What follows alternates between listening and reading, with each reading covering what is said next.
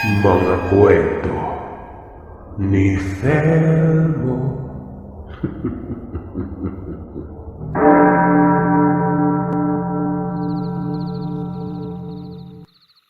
Ako at ang tiya ko ay kasalukuyang napapalaban noon sa isang kombate. Hindi namin alam pero bigla na lamang kasing nagkasakit ang kapatid ko. At nung tinawas ko ito, lumalabas na isang kulam. Hindi nakakatulog. Biglang dadaing at sapu-sapu ang dibdib nun. Alam ko namang malusog ang kapatid ko kaya sinubukan kong itawas. Sinusubok ako nun. Ang mahirap ay hindi ko mahuli-huli sa pamamagitan ng gapos. Kaya naman nagpatulong ako sa tiyahin ko. Naigapos ko ito para madugo ang kumbate. At hindi ito natapos kaagad ng isang sesyon lang. Umabot ng halos isang buwan yon. May nasawi. May nagwagi. Isang mapagpalang araw, Sir Seth. Tawagin niyo na lamang po ako sa pangalang Cecil. At para mas maging malinaw ang pinupunto ko sa panimula. Simulan na natin ang kwentong ito. Konting pag-intindi lamang po. Kagaya ng iba ay may personalidad dito na ginamitan ko ng pangalan. May mga totoong ding na pangalan nila. Yun yung mga taong nahingan ko ng pahintulot. Pumayag ang mga ito. Nangyari ito sa lugar namin noon sa may bukiran ng Bogo, sa may Cebu, noong 2007. 18 taong gulang ako noon. Isa ng manggagamot. Hindi porket bata pa ay hindi na pwedeng tawaging albularyo. Naririnig ko kasi sa ibang kwento na matatanda lamang ang ganito. Nakadepende yan sa tao, sa kung kursunada ba o hindi nun. Dahil hindi talaga biro ang ganitong gawain. Meron nga mga dibino kahit batang paslit pa lamang kaya namang gamot. Namana ko yung katangiang ito sa nanay ko. Noon yung panahon na nakaratay na siya. Maaga itong namatay. Alam niyo ba kung anong kinamatay niya? Panggagamot sa mga taong hindi dapat ginagamot. Kagaya ng ibang mga kwento mo. Bawal na bawal talaga sa mga albularyo ang gumamot ng taong mamamatay na. Lalo na kapag ang sakit ay sanhi lamang ng pag-aabuso sa katawan. Subali ay na nga. Naintindihan niyo naman na siguro ang papyaw na panimula. Etong tiya ko na pangalan na nating Martina, siya yung kumakaharap. Habang ako naman noon ay nagpapatuloy sa pagpapalakas ng gapos. Napakalakas din kasi ng kalaban namin. Hindi ko matukoy kung lalaki ba o babae. Sa kapatid ko ito pinasapi. Sa pinakabunso na si Zerna. Ang edad nito ay nasa 15 taong gulang. Malakas naman ang espiritual na katauhan niya. Kayang-kaya niyang makatagal sa prosesong isinasagawa ko noon. Nasa kusina lamang kami. May altar dito na kung saan doon ako nagdadasal palagi. 5 kami magkakapatid. Puro lalaki ang panganay hanggang sa 3. At magkakasunod na babae naman ang 4 at 5. Ito mga kapatid kong lalaki may mga asawa na. Ang kasama namin noon ay si Tatay Artenio. Siya ang umaalalay sa akin nung una. Hinahawakan ng balikat ni Serna habang nakagapos ito sa bangko. Bukod sa gapos na talandro, nakagapos din ang kapatid ko ng tela. Nanlilisik ang mga mata nito. Tumutulo pa ang laway. Si Tia, hawak nito ang palaspas na may basbas noong mahal na araw. Ito ang kinukumpas niya at may bisa ng pinaghalong parusa. Pero walang nangyari. Nagkakapalitan lamang ng orasyon. Paulit-ulit ito sa magkakasunod na araw. Kumbate ng kumbate. Napakatigas ng kalaban. Sobrang baliw din ito kasi nga hindi talaga sinasabi ang pangalan eh. Bagay na nagagawa niya yun kasi nga malakas talaga. Kayang makipagsabayan at hindi natitinag sa anumang pagbabanta ng tiya nun. Katagalan, humihina si Tia. Sa bawat araw na may kumbate, pahina ng pahina. Tumudugo ng ilong ng tiya nun. Bukod sa may dugo sa ilong, sumusukat din ito ng dugo. Tapos ang balat niya ay nagbibitak-bitak. May dugo din na lumalabas nun. Nag-aalala ako ng mga panahon na ito. Araw yun ng Biyernes. Hindi ko malimot-limutan. Gusto kong bumitaw sa ginagawa ko para lang matulungan ng tiyahin ko. Pero hindi pwede. Nababasag ang panggapos nun. Kaya nga paulit-ulit kong sinasangbit ang orasyon. Hanggang sa hindi kinaya ng tiya ko. Ang sabi niya, putulin ko na daw ang gapos gawa ng baka ikamatay niya at ng kapatid ko yon. Tinapik ko kaagad noon ang balikat ni Serna. Sabay ihip sa mukha niya. Bumagsak ang ulo at bumigat ang katawan nito. Napakabihasa! Sumisikip ang dibdib ko kapag pinaparusahan ko siya. Ibinabalik niya ang talandro. Ano ba't nangyari ito sa inyo? May nakaalitan ka bang may taglay na karunungan? Hindi nagpapakilala. Malakas ang loob. Kinakaya niya ang lahat. Ultimong pangkitil, hindi siya tinatablan. Yun din po ang problema ko, Tia Martina. Sinabi ko naman po sa inyong lahat, hindi ko alam kung bakit kinulam itong kapatid ko. Mahirap ito, Cecil. Artenio, dalhin mo na lang siya sa kwarto niya. Pagpahingayin muna natin si Serna. Kailangan din niya ng lakas. Hindi pwedeng abusuhin ang katawan niya dahil baka bumigay. Mungkahi ng tiya sa tatay namin. Hindi ko alam ang gagawin. Oo at malakas ang karunungan ko. May maraming uri ng basbas ako sa kalikasan, sa sugo at sa mga santo. Kasama na dyan ang basbas ng Panginoon. Sapat ang pagpapakain ko ng dasal, hindi lang sa sarili ko kung hindi sa mga tangan ko noon. Lalo na ang San Anton. Kung hindi niyo na itatanong, marami ang may San Anton sa timog ng Cebu. Lalo na sa isla ng Santa Fe. May kilala diyang albularyo na may napakalihit mong San Anton. Replika lamang kasi ang akin nun. Ang kaya nitong gawin ay ang magparusa. Parang gamit sa kaliwa pero ang totoo, sa kanan nito. Pero hindi tumatalab sa mga taong walang sala o walang atraso, maliban na lamang sa mga taong pasaway. Malalim na ang gabi ng mga sandaling yon. Pero tandang-tanda ko ang oras. 11:30. Umuwi na si Tia ng mga panahon na ito. Magpapahinga daw muna siya. Ilang araw na din kasing nakikipagkumbate at sinabi nito na kailangan niyang magpalit ng karga. Mula sa kanan, kakaliwa si Tia. Ako din naman yun ang plano ko eh.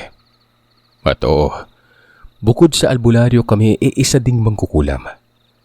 Kaso nga lang ay matagal na ang proseso kapag nagpalit ng karga.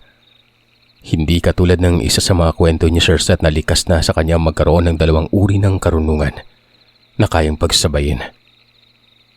Yun ay walang iba kundi si Roberto. Alam niyo ba kung paano nangyari yon? Dahil sa 3 baon ni Roberto. Ganun ang proseso kaya mabilis siyang magpalit ng kanan sa kaliwa. Sana ay magkita kami, balita ko nasa Bohol daw. Magkakapitbahay lang naman kami ni Tia noon.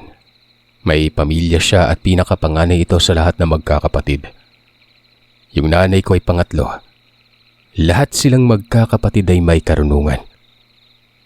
Nasa liblib kami banda pero hindi naman yung tipong masukal. Maraming mga bahay, magkakalapit at magkakalayo. Hindi na ako natulog. Marami pang kailangang gawin. Nagsagawa ako ng proseso noon na lingid pa dito sa kaalaman ng karamihan. Poder para sa kinukulam. Hindi kasi naalis ang kulam kaya haharangan na lamang habang ginagawan pa ng paraan nun. 3 kandila ang tinirik ko sa paligid lang ng higaan kung saan nakaiga si Serna.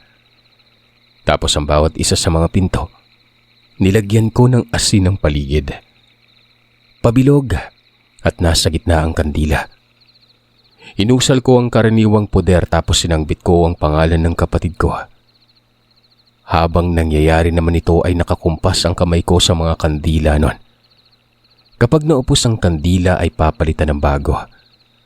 Kahit anong gawin ng mangkukulam o maski mambabarang pa yan, hindi niya masasaktan ng kapatid ko kahit na malakas pa siya. Inabutan ako ng umaga. Kasi nga pagkatapos ko lang gawin ang prosesong yun ay nagkakarga ako ng dasal. Pagpapalit na ito ng tangang dasal sa katawan. Mula sa kanan, patungo sa kaliwa. Pero tatagal ng 1 linggo mahigit. O hindi naman kaya aabot pa ng 1 buwan. Alas 3 na madaling araw yun hanggang alas 5 ng umaga. Saktong sumilay ang araw saka pa lang ako huminto sa pagkakarga. Hindi naman ako nakakaramdam ng pagod. Parang wala lang. Itsura lang ang balisa pero ang pakiramdam ay kondisyon na kondisyon. Si Tia noon ay wala sa bahay nila. Umalis daw. Inaalam nito kung sino talaga siguro ang Selrin. Magtatanong lamang sa mga kakilala na katulad namin. Ako naguguluhan talaga ako. Kahit anong kalaykay ko sa isipan ko ng mga panahon na yon, ay hindi ko talaga matukoy kung sino. Wala naman akong nakaalitan. Hindi ako yung tipong mahilig makipagsubukan na nakakatapak ng pagkatao. Kapag may naghamon ay sinasabihan ko lang natalo na ako. Hindi ako malakas. Kahit pa man alam kong may ibubuga talaga ako noon. May kakilala akong nasabihan ko ng medyo masakit na salita pero ito naman yung siraulong nang liligaw sa akin noon. Taga-sentro, malapit sa dagat ang kanila at dati kong kaklase. Bastos kasi. Ayos lamang ligaw pero yung malalaswa ang sinasabi. Hindi ko nagustuhan at talagang napahiya ko ito sa maraming tao. Hindi naman sumasagi sa isip ko na yun ang salaring gawa ng imposible. Parang adik lang. At kung sakaling mali ako tapos mangkukulam pala dapat akong puntirya at hindi yung kapatid ko, diba? Kaya nga nalilito talaga ako noon. Kung si tatay naman ang tatanungin kung may nakaalitan hindi nga halos gumala ito. Gagala lang pero hanggang sa sakahan. Pagtutuba kasing trabaho niya. Tapos bihira lang makasalamuha ng maraming tao. Pinuntahan ko ang mga kapatid kong lalaki. Isinangguni ko sa kanila ang problema sa bahay. Lalo na sa panganay namin na si Kuya Jerome. Galit na galit. Bakit ngayon lang daw sinabi sa kanya? Kako naman abala kasi siya lagi at gabi na kong umuwi nun Nagtanong ako sa kung may nakaalitan ba siya. Nagbabaka sakali na lang ako nun. Kasi nga ang hirap talaga kilalanin kung sino ang salarin. Sabi naman ng kuya, wala naman daw. Sinubukan niya umanong magsagawa ng pagtatawas. Marunong din naman itong kapatid ko pero sabi ko, wag na gawa ng mag-aaksaya lamang siya ng panahon. Nahirapan nga kami ni Tia nun Paano pa kaya siya napahapyaw lang ang nalalaman niya? Hanggang sa nahimo ko lahat ng mga kapatid ko na lalaki. Umuwi sila ng bahay. Iniwan pansamantala ang mga pamilya. Tumulong ang mga ito. Si Kuya Jerome ay naglilibot. Ginagalugad ang lugar namin. Ayon sa kanya ay baka may itinanim na sumpa kaya napakahirap matukoy sa pagtatawas. Isang sumpa na kayang magmanipula ng sitwasyon. Samantalang dalawa ko pang kapatid na lalaki na sina Kuya Saroy at Lino, nagmamasid-masid sa mga taong napapagala nun. Matitinik sa ganitong larangan ng mga kapatid kong lalaki. Pero yun na nga pahapyaw lang ang kanilang karunungan. Tamad kasing magdebosyon, Sir Seth. Sa kabuuan, ako lang talagang sumalo ng lahat ng karunungan ng nanay namin. Si tatay bagamat lahat ng mga anak niya ay naroroon at natutulungan, hindi pa rin napapanatag. Habang ako, nagbabantay sa kandila. Mga 2 dosenang kandila ang binili ko. Hindi aabot ng 2 araw kahit pa ganun karami kaya bibili na naman kinabukasan nun. Hindi pa bumabalik si Tia. Inaantay ko din siya noon. 4 na araw. Si Serna, malakas ng kumain. Hindi yung tipong kapag kumakain ay sumusuka naman. Sa mga puntong yun ay medyo masigla na ang kanyang mukha. Hindi na rin malalim ang kanyang mga mata. Nararamdaman ko na noon ang kakaibang aura sa katawan ko. Nilalamig ako lagi. Ibig sabihin nito ay paparating na ang karunungan sa kaliwa. Kapag nakumpleto ang lahat ay makikipagkumbati na naman. Hindi nakukuha sa kanan kaya kaliwa sa kaliwa na lang. Madalas na ding nagiging mainitin ang ulo ko. Epekto ito. Kumbaga, withdrawal ito ng pagpapalipat ng karunungan. Mga 1 linggo mahigit, dito ay may napapansin si kuya na tao na kapag dumadaan, may kung anong hinahagis sa lupain namin. Sa may sakahan banda. Sinuri niya ang inihahagis nun. Nakakita siya ng maraming mga buto ng sampalok. Hinawakan niyang isa sa mga ito. Nanlaki ang kanyang mga mata. Dama niya ang sumpa. Nagmumura si kuya. Nalaman ko din naman kaagad yon. Nakumpirma kong sumpa nga at tama ang kuya. Isang sumpa na kayang magmanipula ng sitwasyon. Kadalasan ay ginagawa ang ganito kapag may inililigaw sa gubat. Pero pwede ding sa isang bahay. Ang magiging bisa nito, lahat ng gagawin naming paggante o maski pagpapalipad hangin, hindi direktang tatama sa kalaban. Bukod pa dyan, lahat kami ay malilito. Hindi makakapag-isip ng tama. Kaya pala ang lakas ng loob ng kalaban. Pakiramdam ko, yun nga ang dahilan kung bakit parang aligaga lagi si Tia. Nagtatanong nga ang asawa niya sa kanya akin kung ano daw ang nangyari sa kumbate. Kasi nga si Tia, hindi niya na halos makausap nun. Laging umaalis at ang bukang bibig ay hahanapin ng salarin kahit pa man walang kasiguraduhan. Inabangan ng mga kapatid ko yung tao. Hindi naman kasi nakilala ni kuya. Madalas dumadaan pero noon pa lang nagkaroon ng kuryosidad si Kuya Jerome. Nung muli ninang namataan nito, tinawag ako. Pagkakita ko kung sino yon, nang laki talaga mga mata ko. Yun ay walang iba kung hindi yung nanliligaw sa akin. Bigyan natin ng pangalan nito. Adir. Tinitigan ko itong maigi, ni hindi man lang lumingon sa amin banda. Kalmante lang. Kilala ko yan. Parte na siya ng mga pinaghihinalaan ko Pero hindi ako kumbinsido kasi nga baliw naman yan Lagot ka sa akin ngayon. Wika ko noon. Susundan sana ni Kuya Jerome pero inabusuhan ko na wag pang kumpiyansa. Mahina ang karga ng kuya. Malakas ang kalaban namin. Kapag lumapit si kuya noon ay walang panglaban ito. Huwag na lang makikialam ka ko. Sapat na yung pagtulong nila sa pagtukoy kung sino ang salarin ng mga panahon na yon. Ako nang bahala. Hindi ko na inantay si Tia noon. Kinagabihan, maaga akong nagsimulang magkarga. Mula alas 12 hanggang alas 5 ng madaling araw. Nagmadali na kasi ako noon kahit pa alam kong hindi gaano kadiin ang dasal sa alas 12. Ginawa ko pa rin. Dapat ay alas 3 talaga ng madaling araw. Pero nagbabaka sakali lamang ako. Baka basbasan ang pagkakarga ko sa kaliwa noon. Pagsapit ng umaga, dito ko na naramdaman ang kakaibang kilabot sa katawan ko. Nagtayuan ang mga balahibo ko sa katawan. Isa itong indikasyon na nakapagpalit na ako ng lubusan noon. Sabi ko sa sarili ko, kumbati na ito. Pero dapat ko munang pag-aralan ng mga hakbang ni Ader. Oo at may pinaghihinalaan pero hindi pa rin magiging madali ito kapag hindi matukoy ang kahinaan noon. Aalamin ko noon ang pinagkukunan niya ng lakas. Aalamin ko din kung may katuwang ito. Alam ko naman kung saan nakatira. Pinuntahan ko yun sa lugar nila. Gaya ng sinabi ko ay nasa may tabing dagat.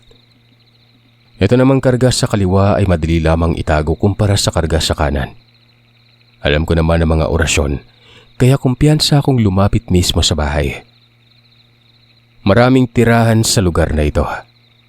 Magkakatabi. Malaki ang bahay nila Ader. May kaya sa buhay. Naunawaan ko ang pagiging bastos kasi nga minamalit ang pagkababae ko noon. Padaan-daan lamang ako noon hanggang sa umabot na lamang ng gabi. Hindi ko naman kasi nakikita si Ader. Ilang araw kong ginagawa yon. Hanggang sa nakapagdesisyon na ako noon na haharapin ko ito sa isang kombate. Bahala na. Basta kilala ko na siya at ipaparating ko talaga sa kanya ang pinakamalupit na parusa. Nagpaalam ako sa tatay ko. Bukas ng gabi ay gagamitin ko ang katawan ni Zerna. Alalayan niya lang ako noon. Sabi ng tatay na magpatulong daw ako kay Tia Myrna pero wala naman kasi ito dun eh. Sa umaga ko lang nakikita. Nagkakausap kami pero umaalis ito kaagad. Gumagawa din yun ng paraan. Alam na ng tiya kung sino ang salarin. Sadyang wala lang siyang oras para tumulong sa akin noon. Gawa nang nagkaroon na ng koneksyon si tiya sa kalaban at pwedeng may mangyari sa kanyang pamilya kapag hindi niya ginawa ng proteksyon. Kasabay nito ang pagpapalit niya ng karga na katulad ko. Mas nauna lamang akong magkaroon ng basbas noong mga panahon na yon. Dumating si Kuya Jerome kinabukasan ng gabi. Hindi na panatag si Kuya. Kinuha niya pala si Kuya noon. Hindi naman ako nagreklamo noon. Inihanda ko na mga tangan ko. Nabanggit ko naman ang isa sa mga tangan ko, ang San Anton. Mahina sa parusa mula sa kanan kaya gagamitin ko ito sa kaliwa. Sinuot ko na din noon ang panyong pula ni nanay na may maraming dasal na kabal. Nakasulat sa panyo ang mga dasal na ito. Karaniwan na ito sa mga rebelde. Yun ang depensa nila. Itinali ko lamang sa noo at nagmistulan na talaga akong ermitanya. Doon lang ako sa silid ni Zerna. Sabi ko kay tatay, kapag nang mungkahi akong alisin ang mga kandila na nakatirik sa paligid ng higaan, alisin niya. Pero gapusin muna ng tali si Zerna. Si Kuya nang gumawa. Medyo kinakabahan ako. Hindi ko pa kasi nasubukang makumbati itong si Ader. Gaya ng nabanggit ko, ako ang tagagapos at si Tia ang nagpaparusa. Kukonti lamang talaga ang ambag ko ng mga panahon na ito. Gawa ng kay Tia talagang kabuang pinsala nun. Kaya nga siya sumuka ng dugo nun eh. 12:00. Itong naiisip kong oras. Pero hindi ko sinasabi sa mga kasama ko. Tinatansya ko. Nag-iingat lamang ako noon gawa ng markado ako ng kalaban. Hindi lang sa aswang ang marka. May sa albularyo din, lalo na kapag may malalakas na karunungan. Kaya nitong pakiramdaman ng isang tao kahit nasa malayo pa. Pwede naman kahit wala pang 12:00. Pwede na akong magsimula. Pero dapat ako lang ang nakakaalam.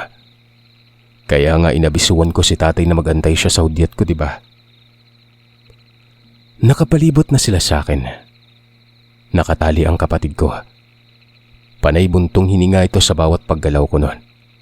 Na para bang inihahanda ang sarili sa anumang reaksyong nakikita sa akin. Umupo ako sa may katre. Parang naka-Indian seat. Nasa harap ko si Zerna. Pasado 10:00 na. Si Kuya Jerome, nakasimangot, bagot na bagot. Kung wala lang sa estadong ganoon, malamang ay pinagalitan na ako nito. Hinawakan ko ang kamay ng kapatid kong babae. Pinikit ang mga mata ko, sabay sabi kay Zerna ng, "Isipin mo na naglalakad ka sa dalampasigan. Gawin mo payapa ang diwa mo. Huwag ka matatakot. Walang mangyayari sa'yo. Sa akin, oo, pero sa'yo wala. Hindi ka mapapatay ng kulam dahil may harang ka. Maliban na lang kapag inalis yung harang. Pero sa oras naman na yun ay nakatuon ang atensyon ng kalaban sa akin at hindi na sa'yo." Hindi naman nagsalita si Zerna. Hanggang sa bigla na lamang napawika ako noon ng simulan na namin. Hindi ko dapat sasabihin ito. Pero parang may nagtutulak lang. Maluwag ang isipan ko. Bigla na lamang may nag-udyok sa akin. Kung sabagay kaliwa ng laman ng katawan ko. Inalis kaagad ni tatay ang mga kandila. Tapos yung mga asin na kapalibot sa mga ito, inalis niya rin. Kasabay ng pangyayari niya ay hinawakan ko sa noo si Zerna. Tapos ihip sa mukha niya at tapik sa kanyang balikat. Walang ano-anong bumagsak ang ulo. Humahangos. Tumingin ako kay kuya at nagudyat ng pagtango. Kaagad namang hinawakan ni Kuya Jerome sa balikat si Zerna. Etong si Tatay Artenio ay napatulala nun. Para bang gulat na gulat. Sabi pa nito, bakit alas 10 pasado alas 12 naman dapat? Hindi ko ito pinansin. Nakatitig lamang ako kay Zerna. Hanggang sa humarap ito sa akin at kitang-kita ko ang nanlilisik na mga mata niya. Ang sabi pa nun, hindi pa umano kami nadadala. Saan? Saan ang sinasabi mo nadadala? Kilala na kita. Mangkukulam ka pala. Makakatakas ka. Malakas ka pero babaunin mo yung parusa ko. Magpakita ka sa akin dahil magmamakaawa ka. Di ba, Ader? Napansin kong tila na bigla ito. Takang-taka. Alam kong nakaramdam na ito ng takot lalo't kilala ko na pala siya. Hindi ito nagsalita nun. Pero ilang sandali lang ay biglang bumagsak ang ulo niya. Hinihipan ko yung mukha pero hindi na tumingin sa akin. Nakawala siya. Ni hindi man lang ako nakapagsagawa ng parusa. Napakabilis nito. Dapat ay aabot pa ng mga 20 minutos kagaya ng nakagawian. At yun talagang tagal ng panggapos kung malakas ang kalaban. Pero kapag mahina, hindi matatanggal hanggat hindi tinatanggal ng mismong gumapos nun. Napapamura ako. Hindi pwedeng mangyari ito. Bumalik na sa ulirat si Zerna. Si Kuya'y nagmumura din. Paano daw nangyaring nakawala ka agad? Walang ano-anong pinabalik ko ang kandila sa pagkatirik. Pinalagyan ka agad ng asin. Nataranta ang tatay na animoy hindi malaman ang gagawin ng mga panahon na yon. Nag-usal ka agad ako para maprotekta ng kapatid ko. Natitiyak ko noon na napakalakas na ng kulam na naipon sa ilang mga araw. Naiipon kasi ito buhat ng may harang at kapag tumama kay Zerna, paniguradong mamamatay siya.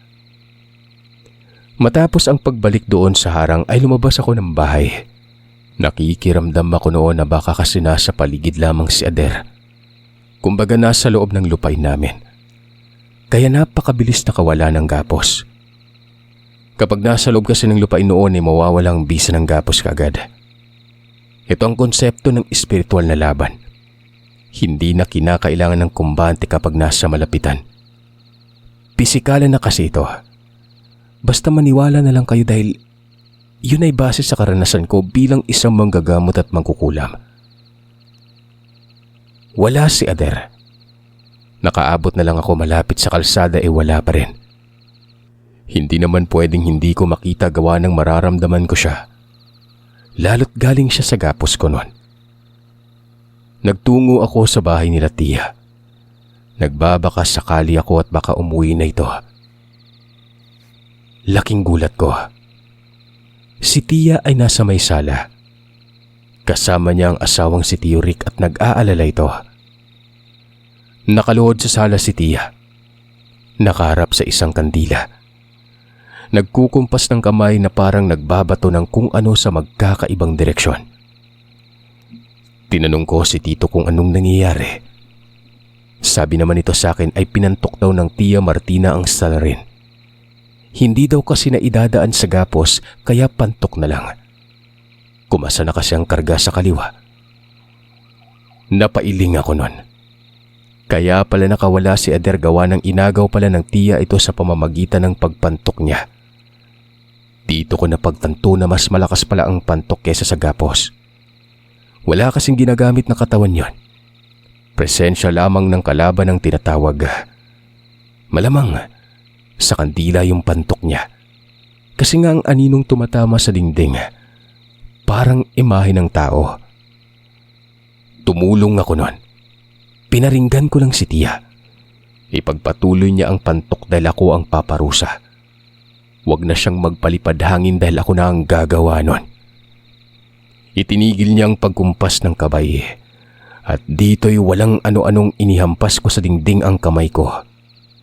Sinasampal ko ang anino pero may parusa ng San Anton nito.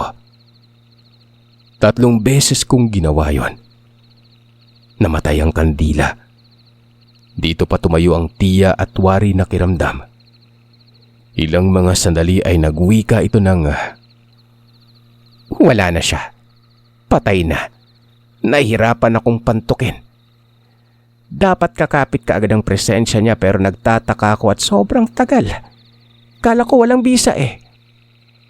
"Naku tiya, nagkasabay tayo ng panghuli. Ginapos ko tapos pinantok mo pa. Papatayin ko sana kanina pero nawala eh. Lumipat pala dito." Napatawa na lamang ang tiya noon. Sabi niya ay wala nang dapat problemahin. Antay na lamang ang balita bukas. O kung hindi naman kaya ay bisitahin ko daw ang lugar para masigurado kong patay na nga ba ang dating mangliligaw ko noon. Walang ano-anong umuwi ako ng bahay. Ipinaalam ko sa mga kasama ko na nagtagumpay kami. Kinabukasan kasama ko si kuya ay pinuntahan namin ng lugar nila Adir.